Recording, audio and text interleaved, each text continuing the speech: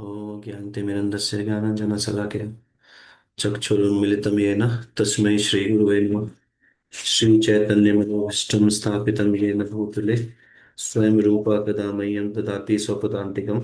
वन्देऽहं श्रीगुरो श्रीयुतापदकमलं श्रीगुरून् वैष्णवांश्च श्रीरूपं साग्रजातं सहगण रघुनाथामितं तं सजीवं साद्वैतं सावधूतं परिजनसहितं कृष्णचैतन्यदेवं श्रीराधाकृष्णपादान् सहगण ललिता श्रीविशाखान्वितांश्च नमः विष्णुपादाय कृष्णपृष्ठाय भूतले श्रीमते भक्ति वेदांत स्वामी नित्यनामिने नमस्ते सरस्वते देवे गौरवाणी प्रचारिणे निर्विशेष शून्यवादी पाश्चात्य देशतारिणे नमो महावदन्याय कृष्ण प्रेम प्रदायते कृष्णाय कृष्ण चैतन्य नामिने गौरतुषे नमः। हे कृष्ण करुणा सिंधु दीनबंधु जगतपते गोपेश गोपिका कांता श्री राधा कांता नमस्ते। तप्त कांचन गौरांगी राधे वृंदावनेश्वरी वृषभानुसुते देवी प्रणमामि हरिप्रिय वाञ्छा कल्पतरुभ्यश्च कृपा सिंधु भैव च पतितानां पावनेभ्यो वैष्णवेभ्यो नमो नमः। जय श्री कृष्ण चैतन्य प्रभु नित्यानंद श्री अद्वैत गदाधर श्रीवासादि गौर भक्तवृंद। हरे कृष्ण कृष्ण कृष्ण हरे हरे हरे राम राम राम हरे हरे। हरे कृष्ण। हम लोग पढ़ रहे हैं भगवत गीता अध्याय 2 श्लोक संख्या 47 जो कल हम लोग पढ़े हैं। और देखिए, जब अनुकूल स्थिति रहती है जीवन में तो इंसान अपने हिसाब से कर लेता है। जो उसको मन उसका अच्छा रहता है तो कर लेता है चीज। जब प्रतिकूलता आती है तो इंसान सबसे पहले भक्ति छोड़ता है। कोई एग्जाम आ गया तो सबसे पहले उसको भक्ति छोड़ना है। भक्ति अगर छूट गया तभी उसका एग्जाम अच्छा जाएगा। ऐसा मतलब ये है धारणा कि मतलब उसका जित समय जो है वो बर्बाद जब से जा रहा है, जब से हो रहा है। ये 1 घंटा सप्ताह में एक क्लास है, उससे जा रहा है। तो देखिए, अनुकूलता में अगर आप कर रहे हैं और प्रतिकूलता में छोड़ रहे हैं तो आपका आश्रय भगवान पे नहीं, मन पे है।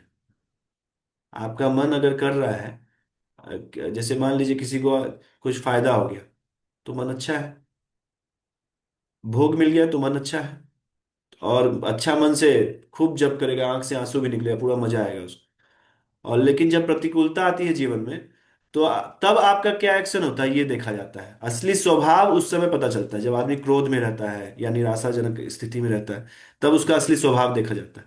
इसलिए बोला जाता है कि जीवन में कभी भी प्रॉमिस दो स्थिति में नहीं करना चाहिए। एक तो है इमोशनली, जब आप डिस्टर्ब रहे, जैसे आप कभी एकदम बहुत दुखी स्थिति में हो कि हे भगवान, हम आपको यहाँ से पैदल चले जाएंगे, आप मेरा ये ठीक कर दीजिए। कभी कभी बोलते हैं ना लोग कि यहाँ से हम पैदल चले जाएंगे, यहाँ से मेरा ठीक कर दीजिए। और कभी कभी बहुत अच्छी स्थिति में रहता है तो भी कुछ प्रॉमिस करता है। तो दोनों स्थिति में जो प्रोमिस होता है मोस्टली वो चांसेस रहता है कि वो न- निरस्त ही जाएगा वो।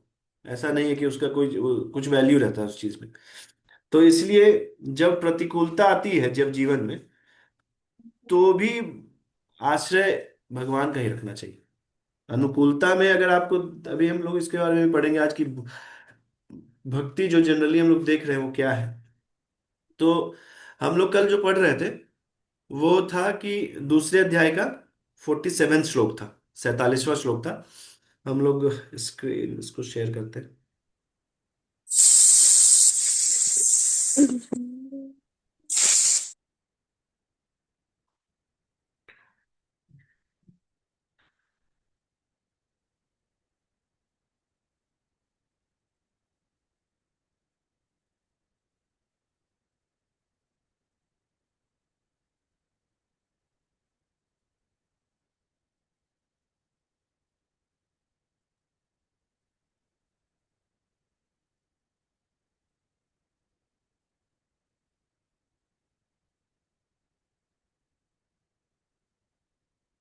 यही श्लोक था कल।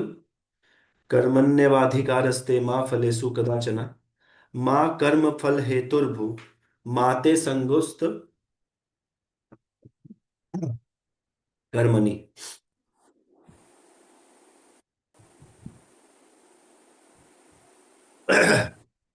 तो हम लोग देखे थे कि कर्मण्यवाधिकारस्ते, ये एक पार्ट था 25% श्लोक का, जो कर्म ही पूजा है सब लोग बोलते हैं। और माँ फलेषु कदाचना, जो कि है कि फल में आसक्त नहीं हो, या फल से मतलब ऐसा कोई कर्म करना चाहिए जिससे जिसका फल न लगे, जिसका कोई रिएक्शन न लगे, रिएक्शन फ्री वर्क के बारे में बोला गया। उसके बाद बोला गया कि माँ कर्म फल हेतुर्भु, माँ भूर, माँ कर्म फल हेतुर्भुर, माते संगोस्त कर्मणि। कौन है भाई?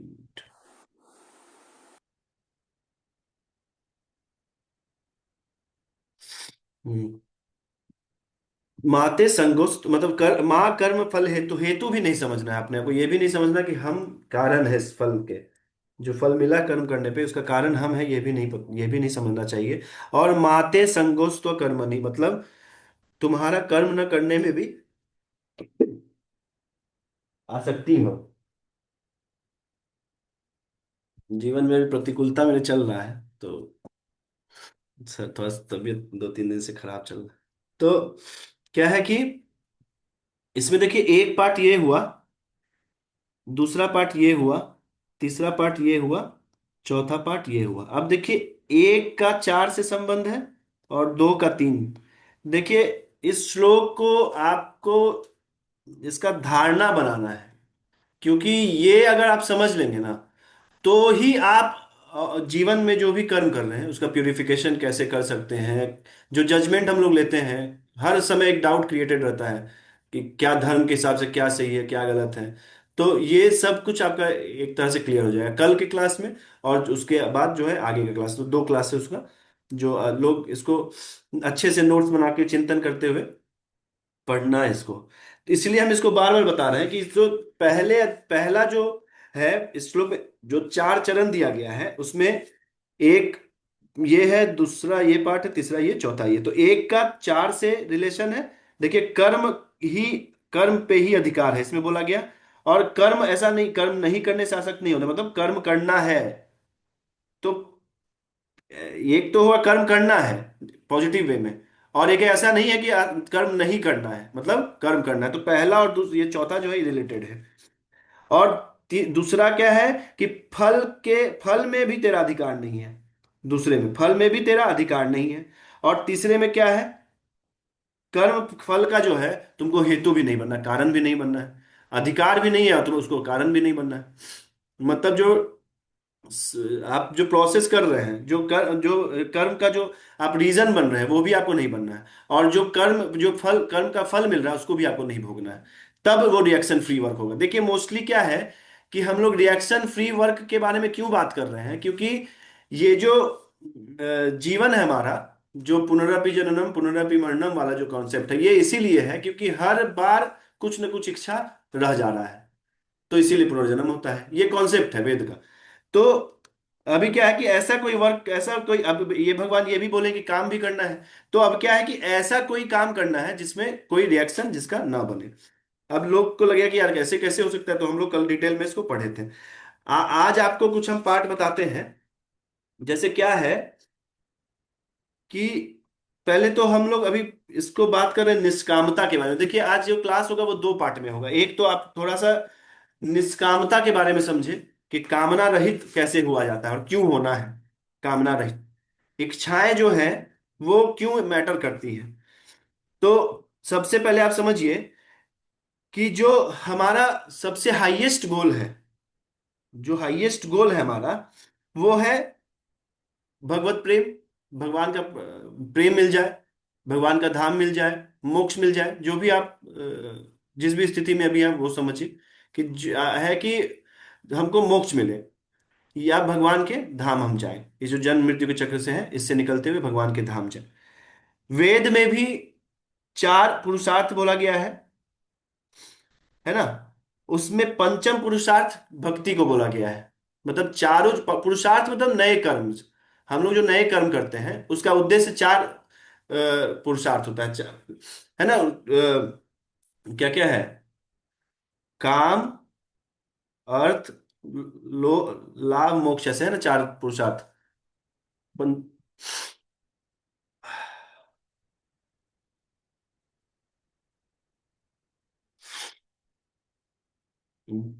धर्म, अर्थ, काम, मोक्ष। तो धर्म, अर्थ, काम, मोक्ष, है ना, ये चार पुरुषार्थ वेदों के द्वारा दिया गया है कि इस उद्देश्य से आदमी अपना काम करता है। ठीक है।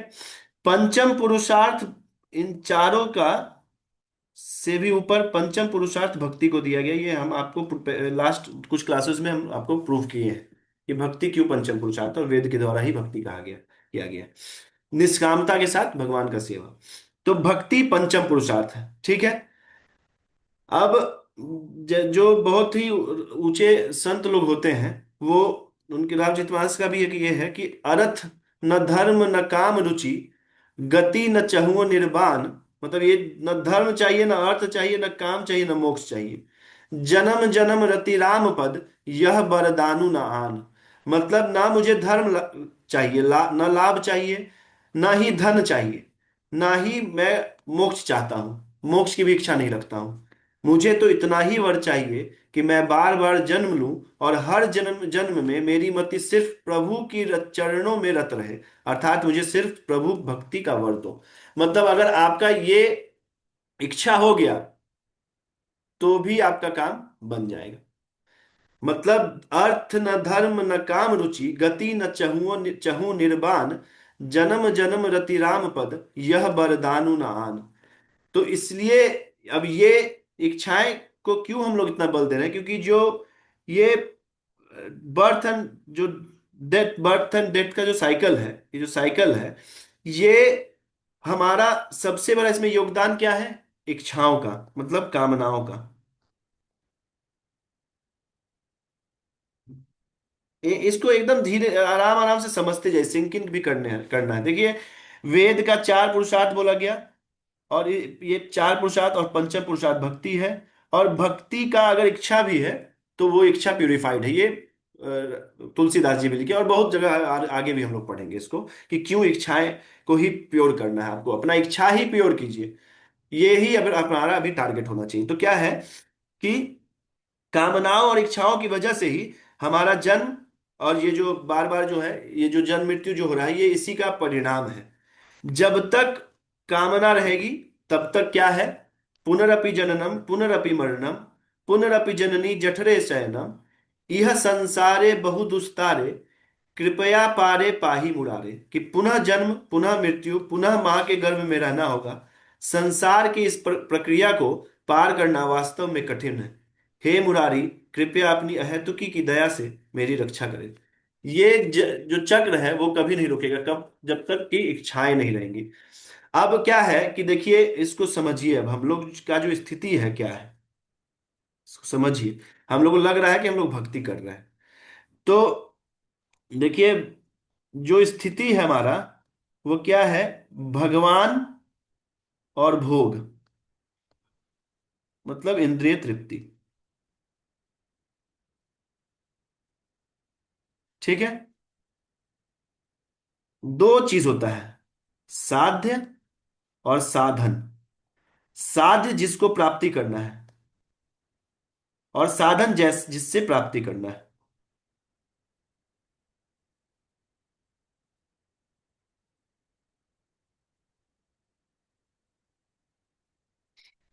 ये दो चीज समझिए।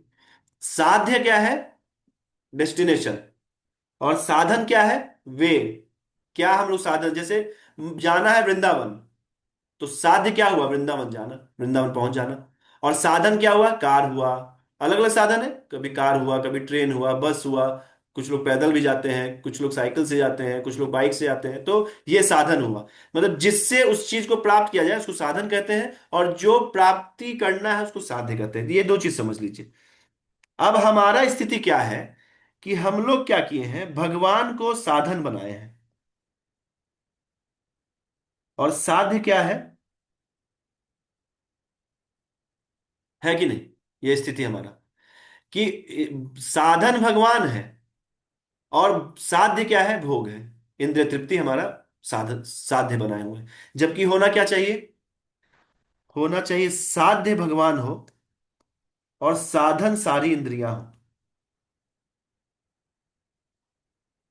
इधर से चलना चाहिए ऐसे। मतलब जब तक हम इसको नहीं समझेंगे, तब तक थोड़ा सा भी प्रतिकूलता आएगी ना, तुरंत हम लोग भगवान को छोड़ते हैं सबसे पहले।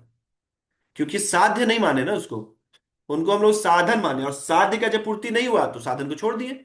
मान लीजिए कुछ ऐसा फटा हुआ टायर मिला, तो थोड़ी ना साधन वृंदावन जा पाएंगे हम लोग, तो छोड़ देंगे साधन। तो अभी क्या है स्थिति हमारा, कि हम लोग भोग इंद्रिय तृप्ति, नहीं किसी को भोग चाहिए, कोई बोलेगा कि नहीं नहीं हमको ये सब नहीं चाहिए, तो उसको शांति चाहिए, जीवन में शांति चाहिए। भाई हिंदी थोड़ा हो सकता है गलत हो, इधर से उधर से, हर्षिकार दीर्घिकार में दिक्कत है हमको, तो शांति चाहिए। नहीं तो फिर मोक्ष चाहिए।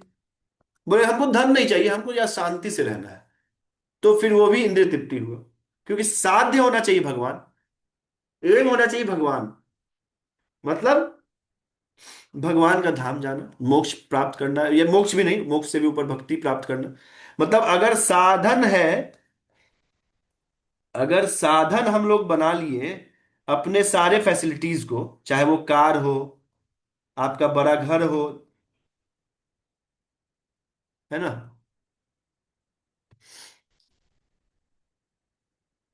बड़ा घर हो, या पैसा हो, ये सब, और क्या, जैसे शांति भी हो, मान लीजिए शांति इधर से होता है, और सफाई हो घर का, जो भी चीज इत्यादि, जो भी चीज है, ये अगर है आपके पास, तो इसका क्या, मान लीजिए कि ये सब सारा सिचुएशन आपके पास है, कि बड़ा घर है, कार है, तो अब वो क्या भक्ति नहीं करेगा? नहीं करेगा, उस क्या करेगा, इसको साध्य बना लेगा। पैसा है तो सेवा करेगा, कार है तो वृंदावन जाएगा, इसको साध्य बना लेगा, साधन बना लेगा। और साध्य तो हमेशा क्या रहेंगे? भगवान रहेंगे। तो स्थिति, आपका जिस भी स्थिति में, मान लीजिए कोई बोला कि भाई मेरा स्थिति ऐसा नहीं है, कि मेरे पास ये सब कुछ नहीं है, हमको तो कष्ट ही कष्ट है। अब आपको सुन के आश्चर्य होगा कि कष्ट को भी साधन, कष्ट को भी साधन बनाया जा सकता है। अगर मान लीजिए कोई बोले कि भाई हमको तो कोई इंद्रिय तृप्ति नहीं है, हम भिखारी हैं, ये है, बस उसके बाद क्या है, उसके तो और रस आना चाहिए भगवान का नाम में। कितना पाप किए हैं हम, कि ये ऐसा इस दुर्गति हमको मिला। इसको भी हम लोग पढ़ेंगे अभी, कि इससे कैसे हम लोग कामना रहित हो सकते हैं, कि जब प्रतिकूलता आती है, ये प्रतिकूलता का समय है, ये प्रतिकूलता का समय है। अभी देखिए हम लोग अनुकूलता में तो समझ गए कि कैसे ये करना है, भक्ति करेंगे हम, ठीक है, इसको साधन बना लेंगे और उसको साध्य बना लेंगे भगवान को। लेकिन जब प्रतिकूलता आती है, तो हम लोग डगमगा जाते हैं। किसी का तबीयत खराब हो गया, दूर दूर के भी रिश्तेदार में, तो भी वो तुरंत सबसे पहले क्या छोड़ेगा, तो सुबह जप करना छोड़ेगा। नहीं, क्या छोड़ेगा, मंदिर नहीं जाएंगे हम। मतलब उसका क्या था, भोग साधे बना हुआ था। जैसे उसमें विलंब आया, तो क्या सोचा, ये भगवान से तो मिलता ही नहीं, तो छोड़ देना चाहिए। तो भक्ति का जो प्रोसेस है, उसमें साधन, चाहे अनुकूलता हो आपके जीवन में, चाहे प्रतिकूलता हो, मतलब आपका जो मन है उसके अगेंस्ट भी चल रहा हो, आपका जो मन है उसके अनुकूलता भी हो, अनुकूलता तो और उस समय फुल फोर्स के साथ साध्य की तरफ जाना चाहिए, फुल फोर्स के साथ। जैसे मान लीजिए आपको अच्छी पत्नी मिली है, अच्छा जॉब है, पैसा है, सब है, सब कुछ है, सब कुछ है, तो पूरा फोर्स लगा देना चाहिए, एकदम फुल फोर्स के साथ। खूब दान देना चाहिए, खूब बुक डिस्ट्रीब्यूशन करना चाहिए, खूब नाम जब, सुबह एकदम अच्छा सा एक रूम लीजिए, कमरा पूरा अच्छा सा, उसको सजाइए, भगवान का उसमें विग्रह रखिए, और खूब नाम जप कीजिए। ये अनुकूलता है। मान लीजिए प्रतिकूलता है, कि मिट्टी के घर में रह रहे हैं, खेत में जाना पड़ रहा है, एकदम दिक्कत है, तो बस और क्या करना, फिर नाम जप कीजिए। बोली कि भाई प्रतिकूलता से भी जो भक्त है, उसको उसमें भी सुख मिल जाता है। क्यों? प्रतिकूलता क्या है, कि ये देखिए, उसको पता है कि प्रारब्ध के फल से अनुकूलता और प्रतिकूलता आता है। जो अहंकारी है वो क्या समझता है, कि हम किए हैं इसलिए ये आ रहा है। हाँ, आप किए हैं, लेकिन एट प्रेजेंट जो आप कर रहे हैं उससे नहीं आ रहा है, आपके पहले कर्मों से आपको मिल रहा है।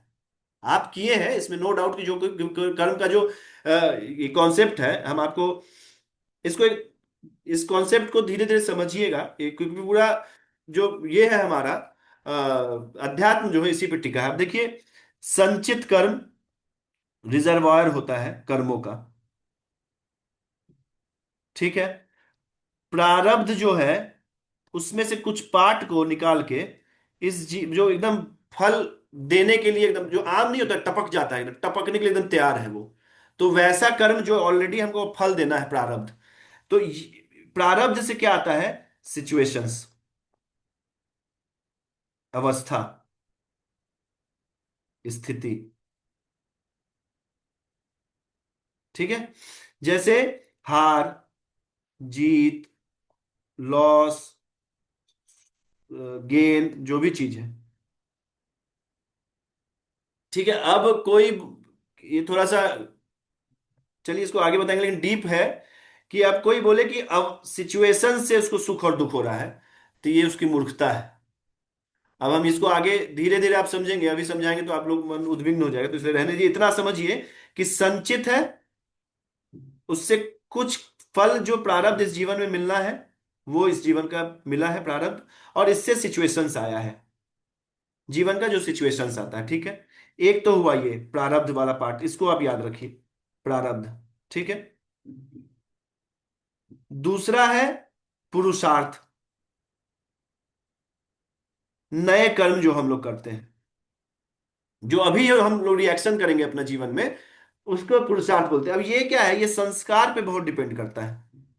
जो जीवन में हमारा संस्कार, पिछले जन्मों से जो संस्कार मिला है, और ये इस जन्म में भी मिला है, उससे मान लीजिए इस जन्म में उसका ऐसा कुछ था, सत्कर्म, कि उसको ऐसा वैष्णव कोई फैमिली मिल गया जो दिन रात भगवान का निस्वार्थ होकर सेवा कर रहा है, तो उसका जो पिछला जो संस्कार होगा वो दब जाएगा, और ये हावी हो जाएगा, कभी कभी उठ के आएगा, लेकिन क्योंकि संग ऐसा है तो उसको दबा दिया करेगा।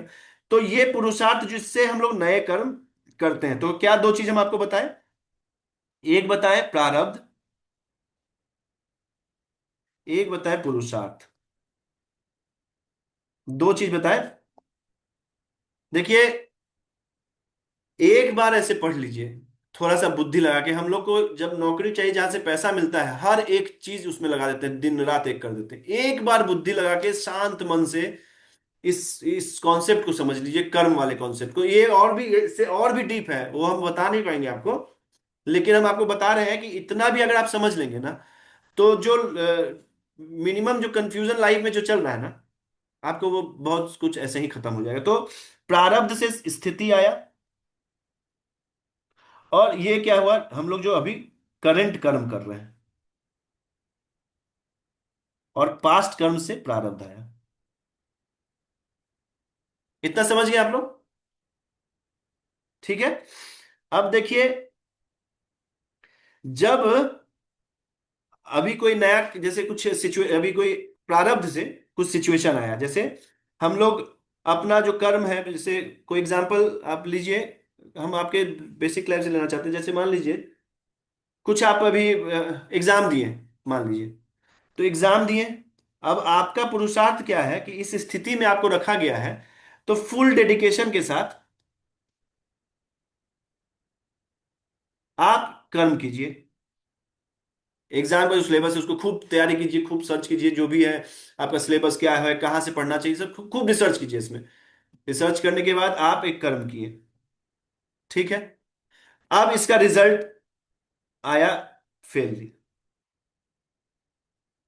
अब जो अहंकारी लोग हैं वो इसको पचा नहीं पाएगा, लेकिन जो म, थोड़ा बुद्धि खोल के समझना चाहता है कि किस तरीके से, हम इसको अभी आगे बताएंगे कि संसार खराब नहीं है, हमको इसमें रहना नहीं आया है। आप इसको करके देखिए, और फिर उसके बाद आप क्वेश्चन कीजिए कि हाँ भाई ये ऐसा आप, क्योंकि हम किए हैं इसलिए आपको बता रहे हैं, और लोग कर भी रहे हैं, बहुत लोग किए हैं। तो अब मान लीजिए फेलियर आया, तो ये प्रारब्ध से आया। अब प्रतिकूलता आई, एक आया, मान लीजिए आप पास कर गए, अनुकूलता आई, ये भी प्रारब्ध से आया। अब आपका जो अभी का जो डेडिकेशन का कर्म है, क्या ये फेलियर और पास पे डिपेंड करता है? अब आप बोलिए कि भाई तो फिर कर्म कैसे करें, फिर कर्म कैसे, मान लीजिए ये अगर पास और फेल के बारे में नहीं सोचेंगे, तो आप जब जब एकदम निचले स्तर पे रहता है, तो बोलते हैं कि हाँ ठीक है, तुम सोच लो कि पास ही करेंगे, पॉजिटिव रहो, कर्म करो। लेकिन जब आप धीरे धीरे और ऊंचे स्तर में आएंगे, बता रहे थे एक दिन कि कुछ वक्त कहते हैं कि जब कर्म कर रहे हैं तो फल के बारे में सोचते रहो, और जब कर्म कर्म का फल आ जाए तो उसके बारे में मत सोचो, ये बोलना ठीक है। तो मान लीजिए आप खाना बना रहे हैं, और आपको लगे पूरा, आप सोच रहे हैं कि यार बहुत टेस्टी बनाए और सबको अच्छा लगे, और मान लीजिए कोई खाया उसको खराब लग गया, बोला कि यार इसमें तो नमक ही नहीं है, तो क्या आप उस कर्म फल से अलग रह पाएंगे? आप आसक्त हो के फल से, आप अगर अपना वर्क कर, आप क्या करेंगे, हम अपना फुल डेडिकेशन के साथ प्रसाद बनाएंगे भगवान का, भगवान इसको पाएंगे और हम लोगों भक्तों को खिलाएंगे। अब उसको अच्छा लगे खराब लगे, जैसे ये हुआ स्प्रिया रहित रहना। अब आपको अभी तक कोई भी प्रश्न आ रहा है जेन्युइन, तो आप हमसे पूछिए, तभी से आगे बढ़ेंगे। क्योंकि फेलियर और जो पास है ये प्रारब्ध से आता है, और जो हमारा अभी का कर्म है उससे हमारा फ्यूचर, ये हमारा नया कर्म जो है वो संचित कर रहा है। अब क्या है कि करना तो था कर्म, रिएक्शन फ्री वर्क, लेकिन ये सिचुएशन जो आइडियल सिचुएशन आजकल जीवन में है उसके अकॉर्डिंग हम लिए हैं। अब आप बताइए किसी का कोई प्रश्न हो, नहीं तो हम समझेंगे कि यहां तक आपको समझ में आ गया है। मतलब जो भी हम कर्म कर रहे हैं उसको हम लोग अच्छे से करें, बहुत अच्छे से करें। मान लीजिए आप ऑफिस जा रहे हैं तो बहुत अच्छे से कर्म करें इसको, लेकिन इसका जो रिजल्ट आएगा उसको आपको समझना पड़ेगा कि ये आपके पुराने कर्मों का ही फल है। अब आपके अकॉर्डिंग नियम नहीं चेंज होगा संसार का। ये वेद बोलता है, ये भगवत गीता बोलता है, ये मेरा अपना कॉन्सेप्ट नहीं है। मान लीजिए आप कॉन्स्टिट्यूशन माने चाहे नहीं माने, उससे देश को क्या फर्क पड़ता है? मान लीजिए आप मानिएगा तो ठीक है, अच्छे से रहिएगा, और नहीं मानिएगा तो जेल में रहिएगा। अभी बोले कि भाई हम लेफ्ट नहीं चलेंगे, हम राइट ही चलेंगे, तो या तो एक्सीडेंट होगा या तो कोई पुलिस फाइन करेगा, आज जिद करेंगे तो फिर जेल में भी डालेगा। तो हम ये ऐसा नहीं कि डरा के कुछ हम कॉन्सेप्ट बता रहे हैं, ये कॉन्सेप्ट है कर्म का, कि प्रारब्ध से अनुकूलता और प्रतिकूलता हमको मिलती है। अब कोई बोले कि भाई ठीक है, अब तो हम तो यार ये अ, अच्छे से कर्म किए। अब जैसे कि मान लीजिए अनुकूलता आ गया, तब तो किसी को भी डाउट नहीं होगा। मान लीजिए कोई एग्जाम किया तो बोला, अरे यार तो मेरा तो, वो अहंकारी भी रहेगा, समझेगा यहाँ मेरा डेडिकेशन था, मेरा ये था, इस चलते हुआ है। उसको ये डाउट भी नहीं आएगा, सोच दूर दूर तक सोचेगा भी नहीं कि ऐसा भी हो सकता है। मान लीजिए अनुकूलता आ गया, कोई भक्त है, तो इसमें पर जो जीव है उनका सेवा करना चाहिए, भगवान का सेवा करना चाहिए, मतलब दूसरे जीवों का हित के लिए कार्य करना चाहिए अगर अनुकूलता चल रहा है। और अपने भी पुरुषार्थ के लिए, जो अपना जो पंच पुरुषार्थ भक्ति का जो भी चीज, मान लीजिए किसी को ऐसा इच्छा है कि वो अभी जो मान लीजिए अनुकूलता है, पैसा मिल गया है, तो हम अभी बता रहे थे कि वो क्या करे, कि भाई अपना अरेंजमेंट कर ले, जो भी है अच्छे से रहे, साफ सुथरा घर पे रहे, एक अलग कमरा रखे। और यार मान लीजिए प्रतिकूलता है तो ठीक है, उसी स्थिति में फिर किसी जगह छोटे ही सा घर में रख ले। मतलब उससे डिपेंड नहीं करता आपका भाव का। आप समझ रहे हैं कि हम क्या बोल रहे हैं, कि अनुकूलता आता है तो आप इसका फुल फोर्स बढ़ा दीजिए एकदम, अच्छे से साफ जगह रहिए, खूब अच्छा संग कीजिए, खूब जाइए वृंदावन, फ्लाइट से जाना पड़े फ्लाइट से जाइए, जिससा भी स्थिति हो। चलिए ये तो आप समझ गए अनुकूलता का स्थिति, इसमें सबका दिमाग चलता है। लेकिन जब प्रतिकूलता आता है तो सबका बुद्धि खराब हो जाता है। प्रतिकूलता में क्या है, दो चीज है। मान लीजिए हम इतना पढ़े और फेल हुए, तो इसमें दो चीज है, वो भी हम आपको पढ़ के ही बताते हैं।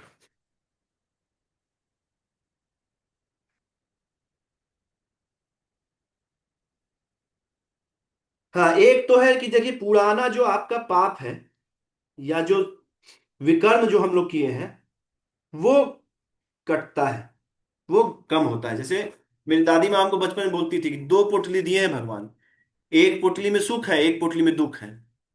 तो सच बता रहे हैं, ये हमको दिमाग में बैठ गया था। बोलती थी कि मान लो दुख मिला, हमको सब मार देता था कभी कभी, जैसे हम सबसे कमजोर थे तो मार खा जाते थे। जैसे पिताजी गुस्सा है तो वो भी पिटते थे, चचा गुस्सा, सब वो जो भी मिलता था वो पिट देता था हमको। तो हम कभी रोते थे, तो दादी माँ को बताती थी समझाने के लिए, हमको आज भी याद है कि दो पोटली होता है, एक पोटली में सुख होता है, एक पोटली में दुख होता है। मान लो तुम्हारा दुख वाला पोटली खर्च हो रहा है, तो आगे क्या मिलेगा, सुख ही मिलेगा ना। और वाकई में हम देखिए ये अभी पढ़ रहे हैं कॉन्सेप्ट है ये। मेरी दादी माँ पढ़ी नहीं थी एक एक क्लास भी, लेकिन देखिए पहले के लोगों में कितना ज्ञान था ऑलरेडी, उनके जीवन से ही दिख जाता था कि वो कितना भगवान पे आश्रय है। जिस दिन मरी भी, उस दिन भी वो सुबह उठ के जो भी अपना आरती वारती करती वो की, सब कुछ की, और अपना कपड़ा तो सोचिए हम अभी बोलते थे तो सबको विश्वास नहीं होता। मेरी दादी माँ जब भी बाथरूम जाती थी निकल के नहाती थी, कोई वैष्णव कोई कंठी कुछ नहीं पहनी थी, कोई तिलक कुछ नहीं लगाती थी। लेकिन उतना इतना उनको समझ था, क्योंकि जानती थी कि बोलती थी बहुत बैक्टीरिया निकलता है उससे। तो फिर बोलती थी हम नहाएंगे नहीं तो शुद्ध कैसे होंगे। तो अभी अगर बोल दें तो बोलेगा ये सब तो खाली पाखंड रास्ता है। और वाकई में आप करके देखिए, तो हमेशा सतुगुण में सोने से पहले नहा के सोइए, आप देखिए सतुगुण में सोइएगा। बेड हर कुछ कुछ समय में साफ करते रहिए। कपड़ा एक दिन जो पहन लिया उसको दोबारा नहीं पहनना चाहिए, इससे भी सतुगुण बढ़ता है। झूठ नहीं बोलना चाहिए, इससे सतुगुण बढ़ता है। सुबह उठना चाहिए, इससे सतुगुण बढ़ता है। आप अब ये सब तो कॉन्सेप्ट अभी यार किसी को, मतलब ये तो मिनिमम है इंसान होने के लिए। ये थोड़ी ना भक्ति हुआ। तो ये सब मतलब हम बता रहे थे कि देखिए उस समय भी कॉन्सेप्ट था कि पाप कर्म जब मिलता है, कुछ भी अगर प्रतिकूलता मिलता है तो समझना चाहिए जो आपका विकर्म का जो फल है बहुत आसानी से निकल गया। इससे और क्योंकि भक्ति कर रहे हैं तो भगवान का ये कॉन्सेप्ट भी, भक्ति कर रहे हैं तो वो बहुत पहाड़ के इतना पाप जो है वो चींटी के इतना फल देके निकाल देते हैं, दुख देके निकाल देते हैं। ये भगवान का दुनिया, भगवान का संसार, भगवान का नियम है, कर सकते हैं वो। इतना श्रद्धा रखिए आप, होता भी है।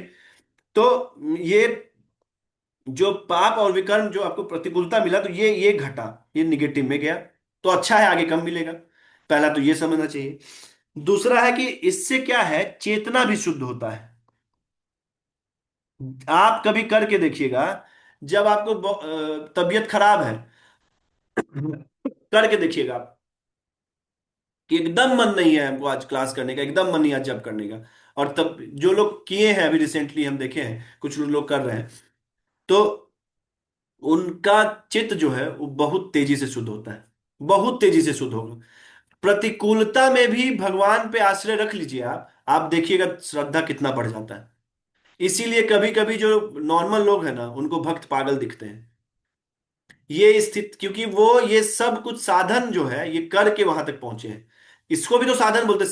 साधन देखिए एक नियम है। चाहे जीवन में अनुकूलता है, अभी आज कोई मर गया तो नहीं 16 माला नहीं करेंगे, आज शादी है तो 16 माला नहीं नहीं। वो आपको कठोर दिखेगा कि भाई बाहर से जो मूर्ख लोग हैं उसको लगे यार कठोरता कर रहा है अपने जीवन की, तबीयत खराब है तब भी निर्जला कर रहा है। आप इस जब धीरे धीरे जब आपकी श्रद्धा बढ़ेगा ना, जो आध्यात्मिक ऊर्जा जब बढ़ेगी अंदर, तो आप जो तप बढ़ेगा अंदर का, तो आप कुछ भी कर सकते हैं। और अभी भी रिसेंटली भी देखा गया है बहुत सारे योगी और बहुत सारे लोग ऐसे भी आपको मिल जाएंगे। मेरा हम लोग के आंख से देखा गया है कि हम लोग जहां बर्फ पड़ रहा था केदारनाथ में, वहां लोग वहां बिना कुछ वस्त्र पहने साधु थे। एक ही दिखे थे, लेकिन दिखे थे बिना कुछ, बस। और हम लोग 3 जैकेट ऊपर से ये वो क्या क्या पहन के हम लोग खड़े थे। तो देखिए अभी कोई हम लोग, अब मेरे आंख से देखा हुआ चीज है। अब इतना तो हम पढ़ते हैं तो उसमें तो शास्त्रों पे विश्वास है हमको। तो इतने इतने सब बड़े बड़े साधु आज भी, रिसेंटली भी बड़हलगंज जो है हमारे गोरखपुर से बड़हलगंज वाला एरिया में, उसमें सिर्फ साधु हुए हैं। हम लोग को पता ही नहीं था इतने दिन से। सरयू के तट में सिर्फ साधु लोग वहां तपस्या किए हैं। आप कभी जाइएगा तो वहां बहुत अच्छा लगेगा। तो क्या है कि चेतना भी शुद्ध होता है। तो देखिए दो फायदा है, इसको सह लेना चाहिए। प्रतिकूलता को सह लेना चाहिए, इसी को सहना बोलते हैं ना, कि भाई अपना जो नियम है तब भी कर रहे हैं। आंख से आंसू गिर रहा है, कष्ट हो रहा है, लेकिन तब भी यार 16 वाला तो करना है किसी तरह से। यार मान लीजिए हम भगवान का तो नाम लेना ही है, डीटी डीटी वर्ष कमर दर्द कर रहा है लेकिन डीटी वर्षिप तो करना है, भगवान को तैयार तो करना है। नहीं अब आज ठीक है यार तबीयत खराब है कल कर लेंगे, रहने दो एक ही बार। तो फिर ये चीज आप नहीं समझ पाइएगा। तब फिर साधन नहीं हुआ, वो अभी भी आपका गुरु मन ही है। आपका गुरु भगवान नहीं है या कोई साधु लोग नहीं है, आपके गुरु अभी भी मन है। मन के हिसाब से आप अपना भजन कर रहे हैं, ठीक है, करते रहिए। लेकिन बहुत ज्यादा दिन नहीं चलेगा ये, बहुत जल्दी छूट जाएगा। हम तो देख रहे हैं मेरे साथ जो भी लोग जुड़े थे, स्टार्ट जो किए थे, और अभी का स्थिति हम देख रहे हैं क्या है कि एक बार तबीयत खराब हुआ, क्लास करना सबसे पहले छोड़ेंगे। 9 9 10 10 बजे तक, क्योंकि क्लास के लिए सुबह जगना पड़ेगा। अब उसको बहाना मिल गया कि भाई हम सुबह कैसे उठे। नहीं, सुबह उठने से उसका तबीयत ठीक हो जाएगा, खराब हो जाएगा। आज 12 बजे तक सोते हैं तो उससे तबीयत ठीक हो जाएगा। तो अब इसको क्या बताया जाए, जब आप करेंगे नहीं, करना ही नहीं है, तो फिर उसको कोई करवा नहीं सकता है ना। अब आप झूठ का सोए हुए हैं, आंख बंद किए हैं, जगे हुए हैं, और कोई आपको जगा रहा है, आप कैसे जग जाइएगा? जब आपको जगना ही नहीं तो कैसे जग जाएंगे? हाँ, लेकिन कोई सच में अज्ञानता में कोई नशा कर रहा है लेकिन उसको कुछ जानना है, उसको निकल जाता है। हम लोग निकले हैं, हम लोग का वही अवस्था था, सच में सोए हुए तो कोई बताया नहीं कि मीट नहीं खाना चाहिए, नशा करने से क्या होता है, चेतना पे क्या स्थिति होती है, ये गलत काम करने से क्या चेतना पे स्थिति होती है, उससे क्या होता है, क्या कॉन्सेप्ट है, ये हम लोग समझते ही नहीं थे पहले। लेकिन हम लोग को बताया गया तो हम लोग उसको थोड़ा थोड़ा फॉलो करते यहाँ पे पहुंचे। अब जब झूठ का आप सोए हुए हैं, आप कितनों आपको जगा ले कोई, किसी का किसी माई के लाल में तो दम है कि आपको जगा ले, आप एक तरफा चलेंगे मूर्ख की तरह। लेकिन आपको कोई बता नहीं, क्योंकि करना नहीं है, आप करना नहीं चाहते। क्यों? कि अगर ये कॉन्सेप्ट कोई समझ ले कि ये जो प्रतिकूलता है ये अपॉर्चुनिटी है, ये अनुकूलता में कुछ चित्त शुद्ध नहीं होता, पता है आपको? प्रतिकूलता में चित्त बहुत एसिड है, वो बाथरूम में एक हुआ सर्फ अनुकूलता, और एक हुआ एसिड पूरा एकदम मलिनता साफ कर देगा, जो फर्श पे जो गंदगी लगा रहता है, एसिड से, एसिड है प्रतिकूलता। प्रतिकूलता आए तो और हर्ष के साथ भगवान का नाम लेना चाहिए, अपने नियम को तब भी पालन करना चाहिए। आप एक बार उसको क्रॉस करके देखिए, हम चैलेंज कर रहे हैं ना, आप एक बार उसको क्रॉस करके देखिए और फिर हमसे बात कीजिए। आप अगर नहीं करिएगा तो फिर नहीं समझिएगा, फिर इसको कथा की तरह सुनते रहिए। तो प्रतिकूलता में दो, अनुकूलता में तो चलिए सेवा करेंगे, उसके सत्कर्म भी ले लेगा, और भक्ति भी बढ़ेगा, ये तो ठीक है, अच्छा है, इसमें फुल फोर्स पूरा हाई रहेगा। लेकिन जब प्रतिकूलता है तो इसमें एक फायदा ये है कि पाप और कर्म मिटता है और चेतना भी शुद्ध होता है। तो ये कॉन्सेप्ट है प्रतिकूलता अनुकूलता आने में कैसे सम रहना चाहिए। इस कब रहेगा सम? जब वो जानेगा कि कर्ता अहम इति मन्यते, अहंकार विमूढ़ आत्मा, नहीं ना, अहम इति मतलब क्या है उसको, लेकिन हम नहीं कर रहे हैं, मतलब कर्ता अहम अहंकार विमूढ़ आत्मा सोचता है कि, अहंकारी आत्मा सोचता है कि हम कर रहे हैं। अब वो फल से हो गया अटैच्ड, तो फल से जैसे अटैच्ड हुआ अनुकूलता आया, क्योंकि उसका साध्य क्या था? भोग। तो अनुकूलता आया तो हर्ष हुआ, और प्रतिकूलता आया तो विषाद हुआ। अब बताइए, कॉन्सेप्ट जरूरी नहीं था जीवन में जानने के लिए, इसको जब जानेंगे, इसको जब चिंतन करेंगे, तब हमारा एक्शंस अपने आप बदल जाएगा। ल- समझ रहे बात को? करते रहिए दृढ़ता के साथ। तो अब क्या है कि हम लोग जिसको साधन बनाना था उसको साध्य बना लिए, और जिसको साध्य बनाना था उसको साधन बना लिए हैं, मतलब भोग को साध्य बना लिए हैं और भगवान को साधन बना लिए हैं। तो देखिए, ईमानदारी से वो भगवान का भक्त नहीं हुआ, वो भोग का भक्त हुआ, वो अपने मन का भक्त हुआ। भक्त भगवान का कहाँ हुआ? भक्ति कैसे हो गया वो? जब तक निष्कामता नहीं आएगी तब तक भक्ति हो ही नहीं सकता है। निष्कामता से ही भक्ति स्टार्ट होती है।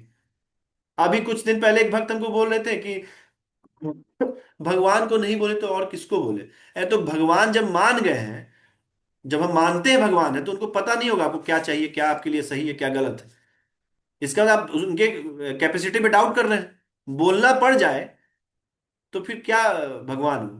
वो तो सबके हृदय में बैठे हैं, तो बोलना क्यों है?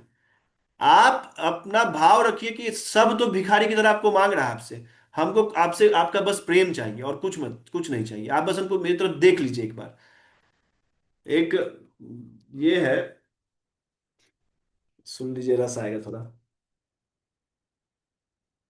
विनय पत्रिका का पद 41, जिसके पास विनय पत्रिका है वो पद 41 जरूर पढ़िए एक बार। आह, मजा आ जाएगा। अभी नहीं मिल रहा है, विनय पत्रिका में उधर है। उसमें तुलसीदास जी जो लिखे हैं वो पढ़िएगा तो रो दीजिएगा आप। कबहू का अम्ब अवसर पाई, मेरी यो सुधि ध्यायवी कछु, करुण कथा चलाई।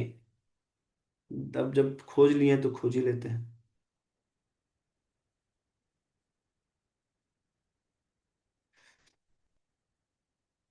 कबहू का,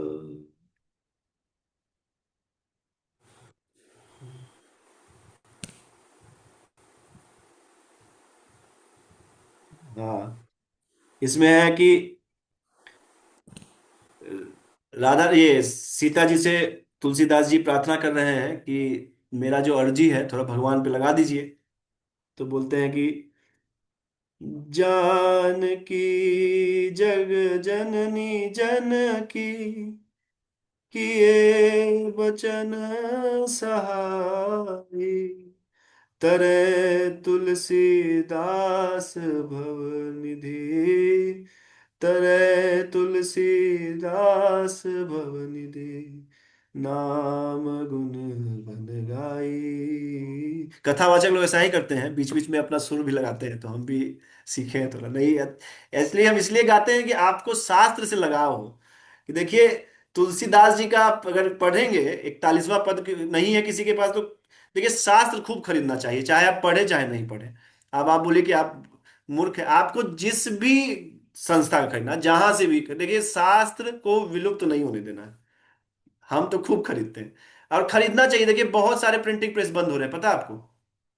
तो जो प्रिंटिंग प्रेस, जब आप उनको उत्साह देंगे, अब मान लीजिए आप पढ़ेंगे तो अरे खूब खरीदिए, खूब। कल हम गीता प्रेस से नहीं भी तो कम से कम 15, 10-15 बुक मंगवाए, तो खूब हम मंगवाते हैं। अब जानते हैं आपको मेरा जीवन कैसे चेंज हुआ? हम शास्त्र ले लेके रखते थे, खूब खूब खरीदते थे, खूब नॉवेल नोवेल्स खूब रखते थे हम।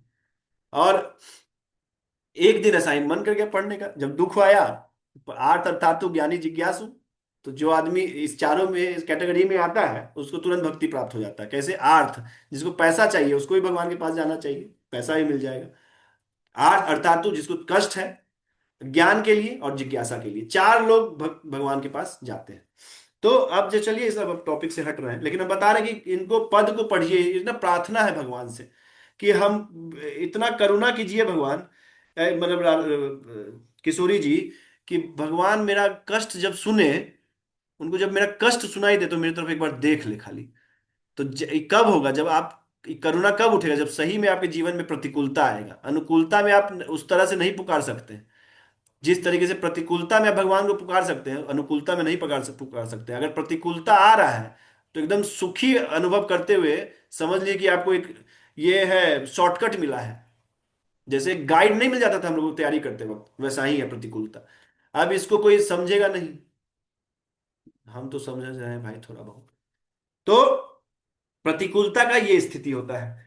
तो अब बोलो कि अब हम कामनाओं को जो है वो रोक तो पाए नहीं। इतने जन्मों से हम कामनाएं कर रहे हैं, तो हम चले जा रहा है, चले जा रहा है ये लगातार।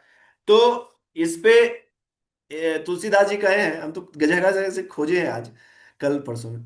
बोलते, जहां काम तहां राम नहीं, जहां राम तहां काम। मतलब जहां काम है वहां राम नहीं, और जहां राम है वहां काम।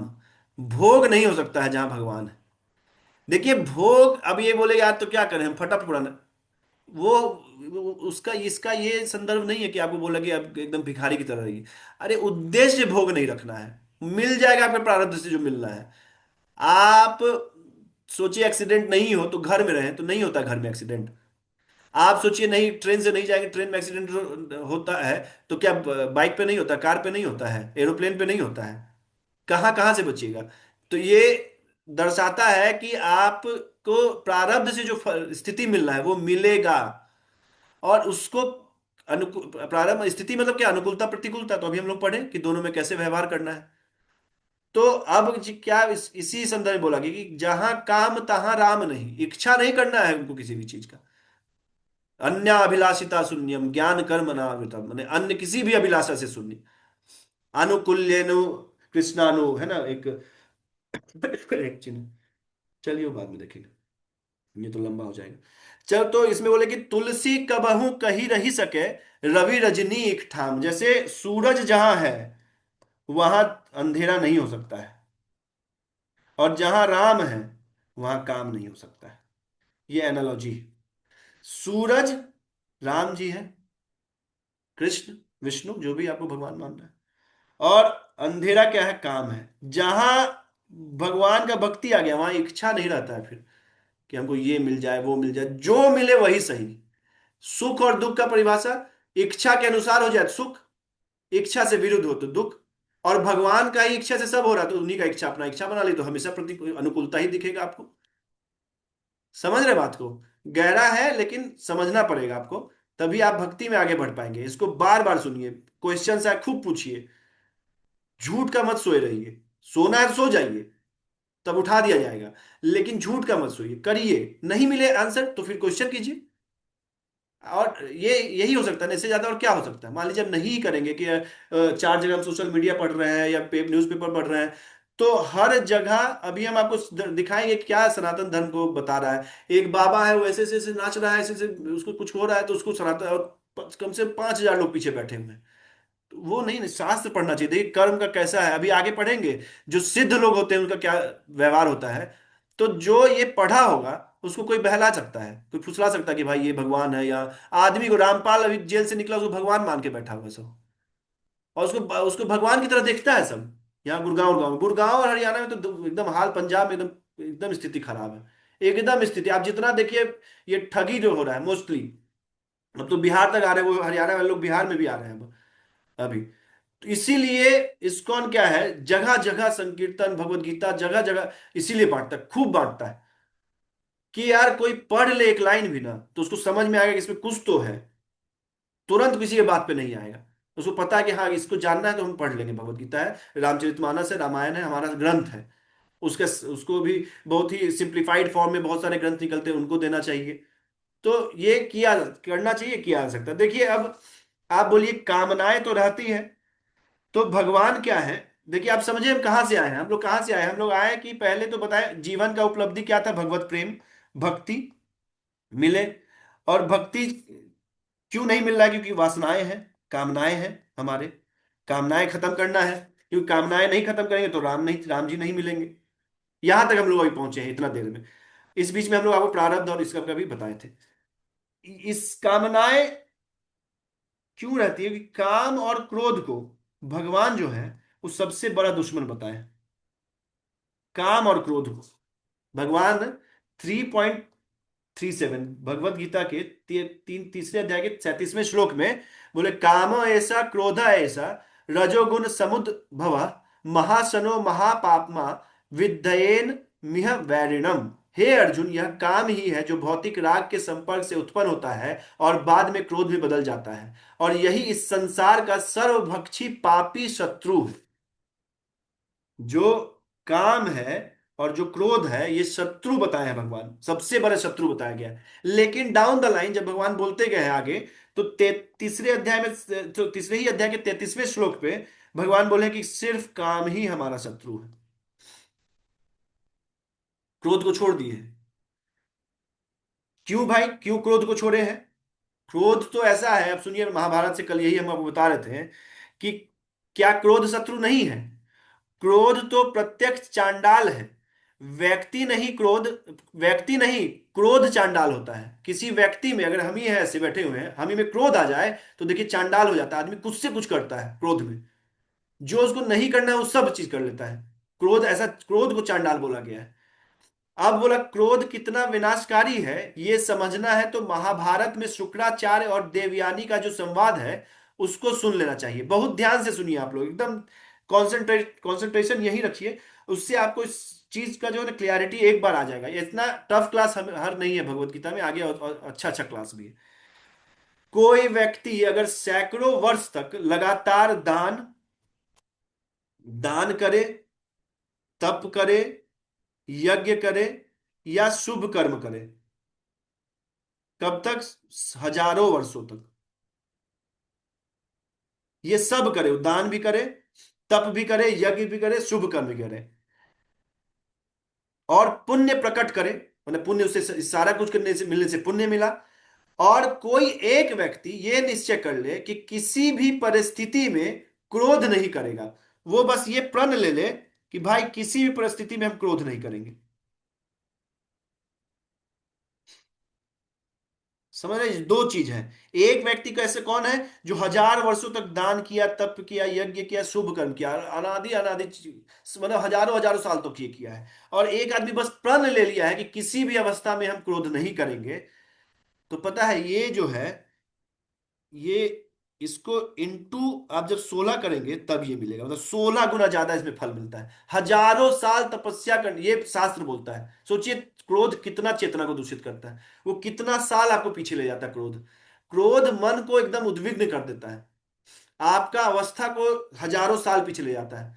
आपको लगेगा कि यार इससे कैसे हो सकता है, चेतना दूषित हो जाता है, जो मन का जो हमारा आत्मा है वो दूषित हो जाता है, इतना क्रोध इतना विनाशकारी है। लेकिन अब कोई बोले कि भाई मेरा जॉब प्रोफाइल है, तो हमको कभी कभी क्रोध करना पड़ता है, और मेरा भाई बिना क्रोध के तो काम चलेगा नहीं, मान लीजिए कभी कभी ऐसा होता है। तो जिसका एक स्थिति तक विवेक को जागृत कर लेना चाहिए, फिर आप इसको अच्छे से अनुभव कर लेंगे। क्रोध सिर्फ बाहर रूप में प्रकट करेंगे आप, वो आपके अंतरात्मा को बहुत डिस्टर्ब नहीं करेगा। आप किसी सब स्टाफ को या किसी भी आदमी को आप इसे डांटेंगे कि अपने दुकान के वर्कर को, है, उसको बिना डांटे काम करेगा नहीं, उसका स्वभाव ऐसा है, तो आप उसको डांट दिए। अब ऐसा नहीं है कि उसके प्रति दोष लेके उसके अब मतलब जब क्रोध अंदर पहुंच जाता है तो उसका एक्शन चेंज हो जाता है, आप देखिएगा, ध्यान दीजिएगा। और क्रोध अगर बाहर है तो देखिए उसके प्रति दया भी बना रहेगा, और उस पर गुस्साए भी रहेंगे, उससे बात नहीं करेंगे, चुप रहेंगे। ये होता है, ये करके आप देखिए। लेकिन ये कब होता है? तब तक जब तक आपका विवेक जागृत नहीं हो जाए, आपको खुद समझ में आ जाएगा आपको। तब तक ये प्रण ले लेना चाहिए कि नाटक ये कि ये नाटक तब भी नहीं करेंगे क्रोध वाला, क्योंकि आप बोलिएगा क्रोध हम ऊपर से किए हैं, होगा अंदर से। लेकिन जब तक विवेक जागृत जब तक नहीं हो जाता है, जब विवेक जागृत आपका हो जाता है, तब ये नाटक भी आप कर सकते हैं। तब तक आप प्रण ले लीजिए, तो प्रण जो है वो 16 गुना ज्यादा फल देगा किससे, जो हजारों साल तपस्या करता है। बताइए, ऐसा शत्रु है क्रोध। अब समझिए, ट्विस्ट तो ये है कि क्रोध ऐसा चीज है, तब भी इससे इसके बाप काम को बताया गया है। क्रोध से भी ज्यादा ताकतवर काम होता है, काम को बाप बताया गया है, ये पिता है। और क्रोध जो है ये बेटा है। क्रोध अगर नहीं है, सॉरी, काम अगर नहीं है तो क्रोध होगा ही नहीं। अब आपको ये समझ में नहीं आएगा, बस मान लीजिए इसको अभी। काम वासनाओं के चलते ही क्रोध आता है ना।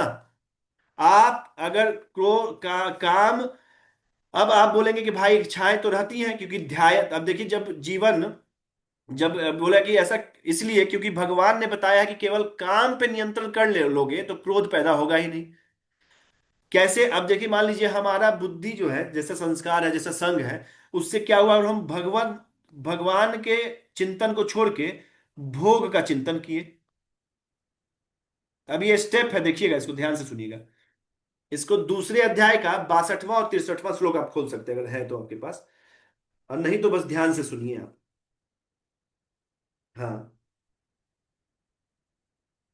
ध्यायतो विषयान पुंसः, मतलब भोग का, भौतिक संसार का चिंतन करने से, ध्यान ध्यान करने से, चिंतन करने से, ध्यान करने से कि ये मिल जाए वो मिल जाए, एक पहला ध्यान बनाए अपना हम जीवन में, कि भोग का एक हम लक्ष्य बनाए, एक भोग मतलब चिंतन किया, अरे यार बहुत पैसा चाहिए यार, उसके लिए वहां एक कार कार खरीद लेते ना, एक एक मर्सिडीज हो जाता ना, क्या इस मारुति में घूम रहे हैं, एक मर्सिडीज हो जाता।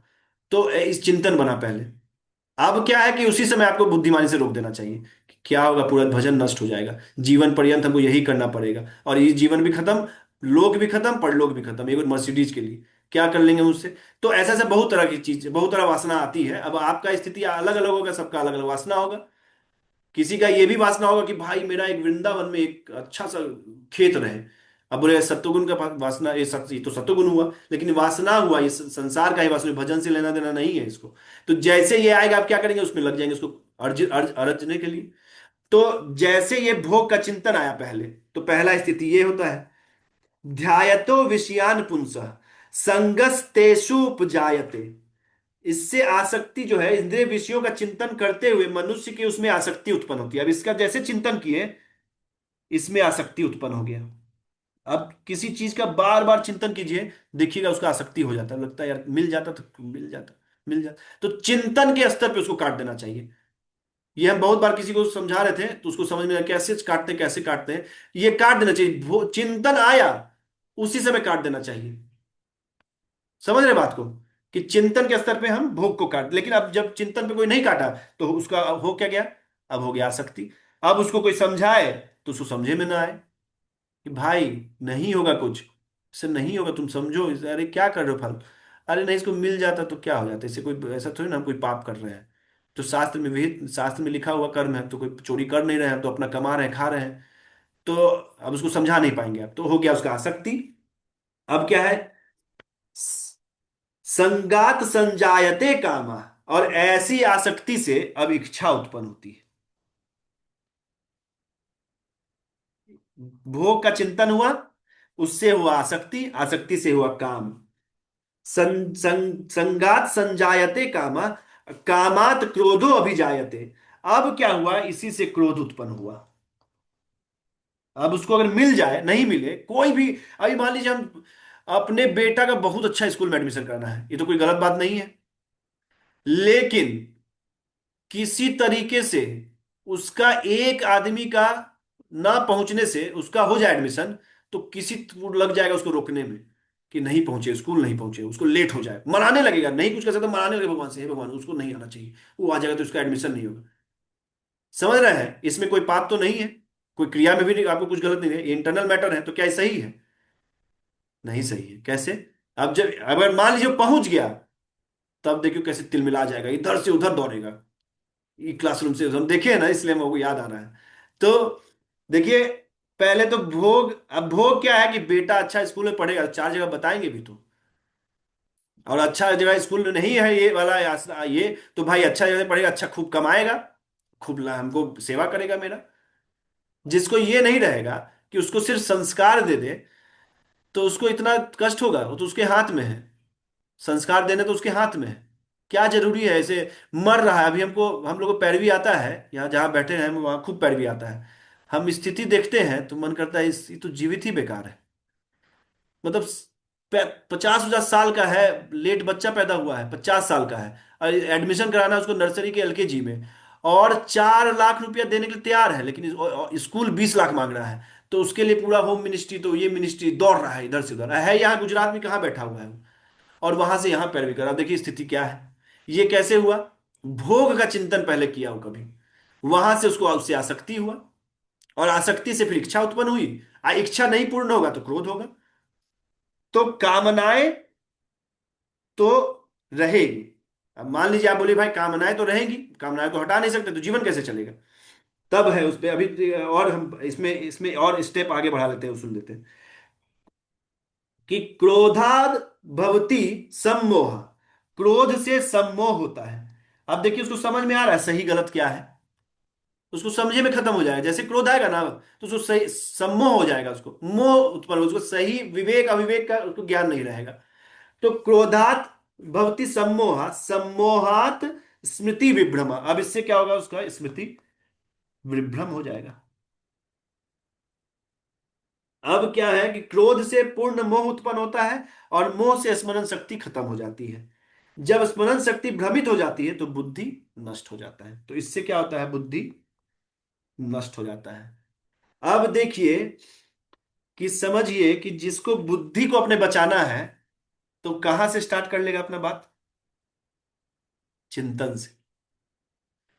अपने चिंतन को उसको प्योर करना है। चिंतन चेतना से आएगी, चेतना शुद्ध नाम जप से होगा, सत्संग से होगा, आध्यात्मिक ऊर्जा बढ़ने से होगा जीवन में। तो जो आदमी चेतना उसका अच्छे स्थिति में है, उसको चिंतन ही अलग बनेगा। अब कोई बोले तो काम नहीं, तो काम क्या बुरी चीज है?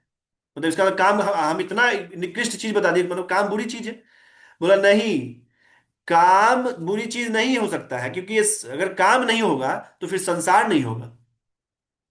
इच्छाओं से तो संसार है, कामना नहीं रहेगी तो संसार नहीं रहेगा। और अगर ये संसार भगवान बनाए हैं, तो ये बुरा कैसे हो सकता है? अगर आप मानते हैं कि संसार भगवान बनाए, तो उनका कोई कृति असुंदर हो ही नहीं सकता है। वो जो बना दिया वो सुंदर है, भगवान, तो जो बना दिया वो सुंदर है। तो यही जो है दिक्कत क्या है कि हम संसार में ना, इसको आप फिर बाद में देखिएगा एक बार, हमको संसार में ना रहने नहीं आया है। कैसे रहा जाता है हमको ही पता ही नहीं। अब हम ये अहंकार वश नहीं बोल रहे, हो सकता है कोई आदमी कभी कभी बुद्धि किसी का खत्म रहता है तो सोचता है कि यार ये अहंकार यही सी तरीका है। तो आप तरीका ढूंढिए, हम नहीं बोले आप यही तरीका कीजिए, तरीका ढूंढिए कैसे रहा जाता है, आप यहीं पहुंचेंगे। बुद्धिमान आदमी शरणागत हो जाता है, अहंकारी आदमी पहले खोजता है। तो जब संसार भगवान के द्वारा बनाया गया है, तो ये खराब नहीं हो सकता, ये खराब चीज, ये कृति खराब नहीं हो सकती। तो अब जो काम हमको भगवान की तरफ ले जाए, जो इच्छाएं, जो चिंतन हमको भगवान की तरफ ले जाए, वही चिंतन अच्छा है। तो सार समझ में आया, निष्कामता। अभी देखिए ये कहीं नहीं लिखा है, आप पढ़ के देखिए, ये बहुत जगह से हम पढ़े हैं, और बहुत जगह हम कथा सुने हैं उसको, मतलब पिछले एक वीक से हम इसका तैयारी कर रहे थे, क्योंकि हम इसमें कहीं भी लूपहोल नहीं छोड़ना चाहते थे। क्योंकि लूपहोल छूटने पे क्या है ना, लोग को शास्त्र से श्रद्धा कम हो जाता है, कि यार यहाँ तो आंसर मिला ही नहीं। लेकिन देखिए, सनातन धर्म जो हमारा, जो जो भी हमारा जितना भी हमारा शास्त्र है ना, वो उसमें लूपहोल नहीं है। हम लोग को पता नहीं है, लूपहोल नहीं है। हर गेरुआ पहनने वाला साधु नहीं होता है। आप खोजिए, पहले समझिए क्वालिफिकेशन क्या होता है, तब जाइए बाहर खोजने साधु क्या होता है। जजमेंट आप क्यों दे रहे हैं कि भाई यहाँ यहाँ तो यही होता है? अभी देखते हैं स्टेटस बहुत लोगों का, स्थिति ऐसा है कि उसको इतना अगेंस्ट वो अभी बीजेपी हो गया कि इतना कि एकदम ये हो गया कि उसको अब वो धीरे धीरे कमेंट करने लगा। अभी कल हम परसों देख रहे थे, शास्त्रों पे कर रहा था वो। तो हम लिखे उसको कि भाई वो तो चलो अलग है, तुम्हारा फाइट अलग है, वो तो होना चाहिए, क्यों नहीं होना चाहिए? जहां डेमोक्रेसी है वहां तो होना ही चाहिए। और एक एक जगह लेकिन उसमें हम उसको लिखे हैं कि क्यों, तुम ये बताओ कि हाँ, कि सारा जो कमी है वो सनातन धर्म में ही है। लिखा कि एक जगह दूध डाला गया तो उससे इतना मछली मर गया। हम बोले हाँ मानते हैं गलत है। यही जो भाव है, ये उस समय भी क्यों नहीं आता जब बकरीद आता है, जब ईद आता है? हम देखिए किसी को भड़का नहीं रख रहे, हम बताइए अगर सम है कोई, जैसे हमको तब भी कष्ट होता है जब बलि चढ़ता है। अभी हम कल परसों एक मेरे ऑफिस में एक स्टाफ थे, उसको मेरे से सीनियर है लेकिन उनको इतना बेइज्जत किया हम कि वो फिर हमसे आसपास भटक नहीं रहे थे, मेरे से 2-3 पोस्ट ऊपर है वो। लेकिन हम अब ये आप समझिए, जो हमको जानता है वो जानता होगा, नहीं जानता तो अपना अनुमान लगा लीजिए। लेकिन हम बता रहे हैं कि जब ये समभाव है, तो ये उस समय भी आना चाहिए जब बकरीद होता है, जब कसाई लोग ऐसे काट रहे हैं, और जब चाहे वो हिंदू हो चाहे मुस्लिम, तो उस समय क्यों नहीं उसको आप, क्योंकि आप खाते हैं तो आप उसको जस्टिफाई कर रहे हैं। आप खा रहे हैं तो आप बलि को जस्टिफाई कर रहे हैं। और दूध डाला गया है, अरे वो गलत किया। दूध अलग तरीके से भी डाला जा सकता था, उसको बांट भी दिया जा सकता है। भगवान तो पत्रम पुष्पम फलम तोयम यो में भक्ति अपेक्षति, भक्ति भाव से, ऐसा नहीं सिर्फ ऐसे पत्ता एक दे दे उससे नहीं, भक्ति भाव से अगर कोई एक पत्र पुष्प फूल जल भी, एक चुल्लू पानी जल भी दे देता है तो भी भगवान खुश हो जाते हैं। भाव उत्पन्न करिए तो है अच्छा है। और मान लीजिए उसका भाव हो कि यमुना महारानी है, हम तो मानते हैं, मान लीजिए उनका वो तो किसी और नदी में थे, तो मान लीजिए उनका भाव, आपको क्या पता उनका क्या स्थिति है?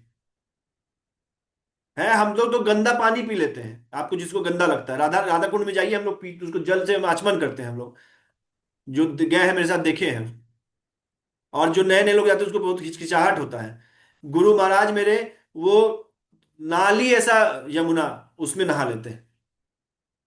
अब लोग पागल बोलेगा, हमको पता है लॉजिकल आदमी, लेकिन ठीक है, स्तर आपको पागल दिखने चाहिए, आप अपना ढूंढिए, आप अपना वे तो ढूंढिए कि जीवन को कैसे जिया। संसार खराब नहीं है, संसार का वे आप खोजिए, आप किस तरह से खोजिएगा। सिर्फ एक तरफ निरस्त करते हुए चलिएगा तो उससे आपको कुछ नहीं मिलेगा, हम लोग को कुछ उससे मिलेगा नहीं, हमारा कुछ उसमें प्रयोजन सिद्ध नहीं होगा। ना यहां सुख मिलेगा ना आगे सुख मिलेगा, ये भी हम बता दे रहे हैं आपको। क्योंकि कर्म का कॉन्सेप्ट बहुत हद तक सब मानता है, तो कम से कम कर्म कैसे करना है उसको जानिए। और भगवत गीता से अच्छा कहीं लिखा हुआ कर्म कैसे करना है, हमारे ग्रंथ से अच्छा कहीं नहीं लिखा हुआ कर्म कैसे करना है। इसमें अहंकार नहीं है, इसको पढ़े हैं ना हम। और अच्छा आप बताइए, हदीस हम पढ़े हैं, एक कुरान का ये था, मैं एक जगह बोल रहा था, और है भी। लेकिन लूप होल्स, ऐसा नहीं कुरान गलत है, उसको समझाने वाला जो हदीस लिखा है ना वो गलत है। कुरान गलत नहीं है, कुरान अगर अल्लाह तो प्योर है, उसमें कोई डाउट नहीं है। लेकिन अल्लाह का जो हदीस जो लिखे है उसका व्याख्या जो की है ना वो गलत कर रहे हैं समाज में। अब आप बोलिए हम नहीं मानेंगे, तो आप प्रोडक्ट्स देख लीजिए आप, अगर कोई भी सिद्ध हुआ है तो उस सनातन ये हमारा ग्रंथ पढ़ के हुआ है। अभी रिसेंटली ये अभी भी चला आ रहा है। अब आपको इसके लिए कोई ये है तो समझ लीजिए आपको अपना थोड़ा मेंटल स्थिति ठीक करना पड़ेगा। अगर आपको दोष लग रहा है यार काहे ऐसे इसको काहे गाली दे, हम किसी को गाली नहीं दे रहे हैं। हर एक अवस्था के लिए पुराणों में भी हम भिन्नता लाते हैं। आप बताएं, हम आपको बताए थे कि पुराण भी 18 जो पुराण है उसको भी तमोगुनी पुराण 6 को बांटा गया, रजोगुनी बांटा गया और फिर सतोगुनी बांटा गया। तो ऐसा ऊपर नीचे नहीं किया गया, हर एक चीज का एक अवस्था होता है। जैसे हम इसको बार बार बोलते हैं कि बताया गया कि माता और बहन से हमको कुछ भी गलत संबंध नहीं रखना है, ये है आपको, ये हमारे ग्रंथ में नहीं लिखा है। क्यों? क्योंकि एक जगह स्थिति जब अच्छा हो जाता है तो उसको निकृष्ट चीज नहीं बताया जाता है। उसको नहीं बताया जाता कि तुम अभी, बहुत सारे पुराण है उसमें भोगों के बारे में बताया गया है, क्योंकि उन वो विक्रम विकर्म कर रहे थे, तो उसको शास्त्र विहित लाने के लिए, शास्त्र के अंतर्गत लाने के लिए उसको पहले भोग का स्थिति दिया गया। तो धीरे धीरे जब स्टेप्स बढ़, धीरे धीरे स्टेप्स बढ़ेगा ना, एक ही बार में तो स्टेप्स बढ़ेगा नहीं। तो इसी तरीके से अलग अलग धर्म बनाया गया। सनातन धर्म के अंदर ही सब आते हैं। इसमें भी अभी हिंदू मुस्लिम ये सब एक, ये भी सनातन धर्म के अंदर आते हैं, एक एम्ब्रेला है सनातन धर्म, इसमें हर एक धर्म आता है। तो अब इसको कोई माने नहीं तो उसको फिर नहीं मानते तो फिर या तो हमको प्रूफ दीजिए, या तो आप खुद से निकालिए कहाँ है। हमको पता है कि आप अगर कर लेंगे कोई भी सिंसियरली, तो उसका स्थिति यही रहेगा जो स्थिति हम लोग का अभी है, कि मन लगा के भगवत गीता पढ़ रहे हैं, हो जाएगा वो स्थिति, नाम जप कीजिए हो जाएगा।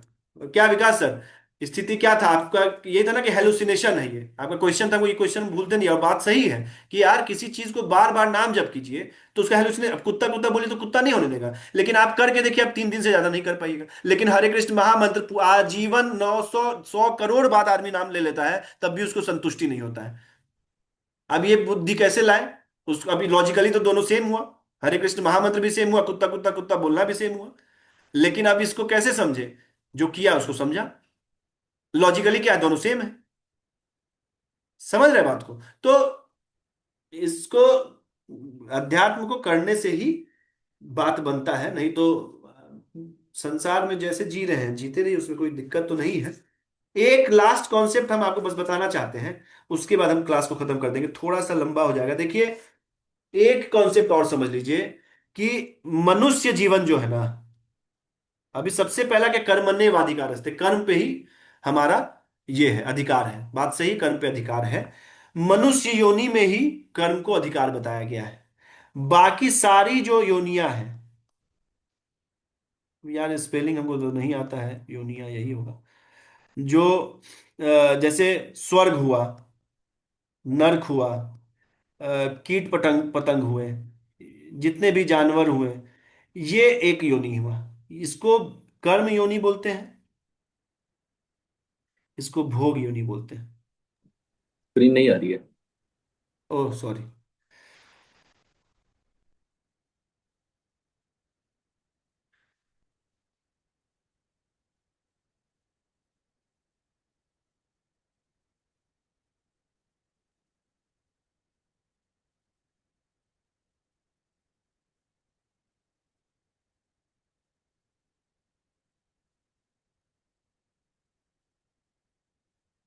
एक कर्म योनि हुआ और एक भोग योनि हुआ। देखिए, मनुष्य को दो चीज से डील करना, आपको हम बताए थे, प्रारब्ध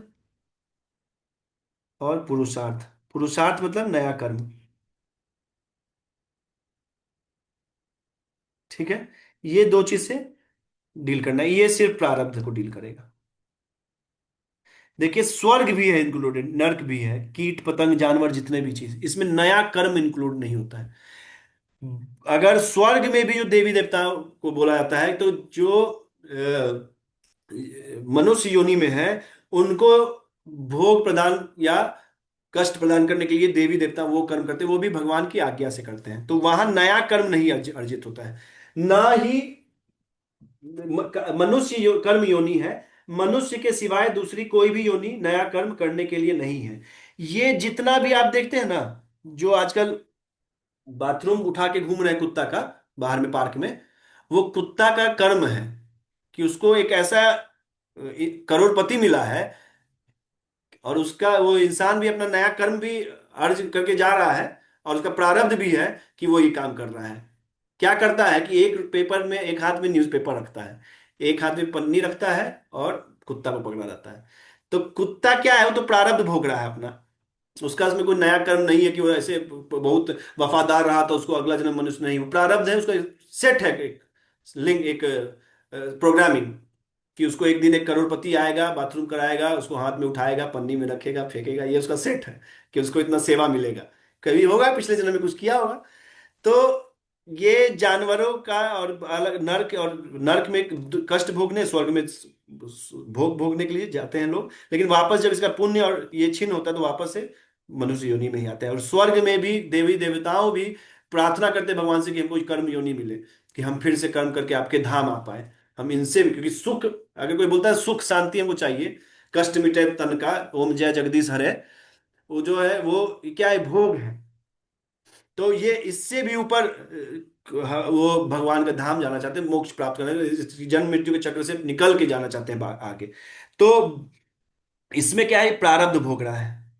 अब जो वो मनुष्य है, वो अपना प्रारब्ध भी भोग रहा है, कि उसके पास एक कुत्ता रहेगा, और उसका उसको उसको सुबह टहलाना रहेगा, नया कर उसको नहीं, कुत्ता रहेगा, ऐसा प्रारब्ध हुआ, मान लीजिए स्थिति आया, उसको सिचुएशन ऐसा आया कि कुत्ता बच्चा लेके आ गया, मान लीजिए। अब उसका पुरुषार्थ क्या है, उसका उठाने में, उसका जो, क्या बोले हम नाम तो, हम तो बिहार से हैं, बहुत गंदा गंदा नाम जानते हैं उसका, लेकिन क्या बोले, हम देखते हैं स्थिति है, करोड़पति अरबपति मर्सिडीज बीएमडब्ल्यू में घूम रहा है। अब बताइए आपको वैसा स्थिति, हमको तो नहीं चाहिए वैसा मर्सिडीज बीएमडब्ल्यू। एक तरफ हाथ रखा, बताइए उसको जैसे वो करने वाला होता है तुरंत झुकता है, क्योंकि यहाँ मना है ना, यहाँ नहीं कर सकते आप, और कर ले तो कुत्ता नहीं, कुत्ता को बाहर कर दिया जाएगा। तो जैसे करने वाला, तो सोचिए उसका चेतना कहाँ, उसका चिंतन क्या बन रहा है, पूरे 2 घंटे से बैठा रहता है, उसका चिंतन कहाँ है, कि कुत्ता कहीं गू ना कर दे भाई, कहीं ना कर दे। उसका चिंतन उसमें 2 घंटा, अब उसको क्या बोले भगवान का चिंतन करने, बताइए ना। तो ये है, प्रारब्ध से उसको कुत्ता मिला, उसका पुरुषार्थ जो अब नया कर्म जो कर रहा है, वो अगले जीवन में उठाता ही रहेगा, वो मल ही उठाता रहेगा, चेतना उसका उसी में है, तो क्या उठाएगा।